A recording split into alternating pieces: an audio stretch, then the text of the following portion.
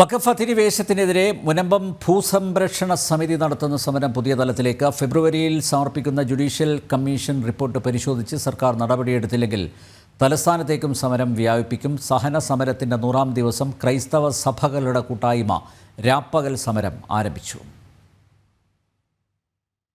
സമരം 100 ദിവസം പിന്നിട്ടിട്ടും സംസ്ഥാന സർക്കാരിൽ നിന്ന് അനുകൂല നടപടി ഉണ്ടാകാത്തതിനെതിരെ മുനമ്പം ഭൂവുടമകൾ കടുത്ത പ്രതിഷേധത്തിലാണ്. 100 ദിവസം പിന്നിട്ട സമരത്തിൽ സമരപ്പന്തലിൽ തുടരുമ്പോൾ സർക്കാർ നിയോഗിച്ച ജുഡീഷ്യൽ കമ്മീഷനിൽ മാത്രമാണ് ജനങ്ങളുടെ പ്രതീക്ഷ. നിരവധി സിറ്റിംഗുകളുമായി മുനമ്പം വിഷയത്തിൽ ഉൾപ്പെടെ എല്ലാ കക്ഷികളെയും കേൾക്കുകയാണ് കമ്മീഷൻ. വഖഫ് ബോർഡും ഫറൂഖ് കോളേജും തമ്മിൽ തീർക്കാവുന്ന പ്രശ്നം മാത്രമാണുള്ളതെന്ന് judicial commission chairman justice CN Ramendran Nair വ്യക്തമാക്കിയിരുന്നു.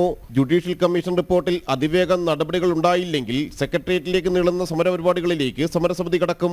കമ്മീഷന്റെ അത് വന്നു കഴിഞ്ഞാലും വഖഫ് ആക്ട് മൂലം വീണ്ടും ഞങ്ങൾ കഷ്ടത്തിലേക്ക് പോകുന്നുള്ളതാണ്. അപ്പോൾ അതുകൂടി പരിഹരിച്ചുള്ള ഒരു കമ്മീഷൻ റിപ്പോർട്ട് കിട്ടുമെന്നാണ് ഞങ്ങളെല്ലാവരും വിശ്വസിക്കുന്നത്. ഒരു കാര്യത്തിൽ സന്തോഷമുണ്ട്, ഒരു കോടതിയും ഇത് വഖഫ് അല്ല എന്ന് കമ്മീഷൻ പറഞ്ഞതിനെ ഞങ്ങൾ സഹർഷം സ്വാഗതം ചെയ്തിട്ടുണ്ട്.